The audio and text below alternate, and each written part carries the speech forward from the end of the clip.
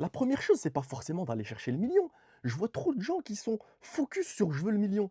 Pourquoi? Parce que c'est normal. Sur les réseaux sociaux, il y a plein de personnes qui montrent leur lifestyle. Mais avant ça, commence par la base. Remplace déjà ton 35 heures semaine fois 4, 140 heures semaine sous un patron en train de bosser dur et en train de lui demander est-ce que je peux aller en vacances. Tu remplaces ça par un job qui te permet de travailler juste 1 à 2 heures par jour et d'être libre géographiquement. Le minimum, c'est que tu puisses au moins bosser de chez toi. Après, peu importe, tu veux voyager dans le monde et bosser en même temps. Au moins, tu vas chercher ce que tu gagnes là maintenant. Par exemple, si c'est 1500, si c'est 2000, c'est 2500. Avec le confort qui t'apporte le business, tu as déjà gagné. Tu es déjà un grand gagnant. Après, pense aux millions. Il n'y a pas que la valeur de l'argent. Le fait que tu puisses décider toi-même. Je mets pause, je pars en vacances. Je mets pause, je vais faire mes prières. Je mets pause, je vais faire mon Jumu'ah. C'est déjà énorme. Ou de bosser et de garder ton voile.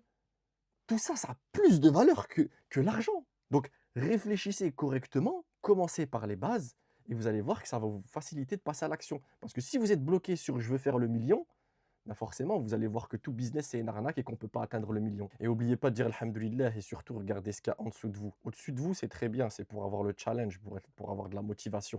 Mais en dessous de vous, c'est pour éviter de se plaindre et au moins de se contenter de ce qu'on a. Et je vous dis à très vite.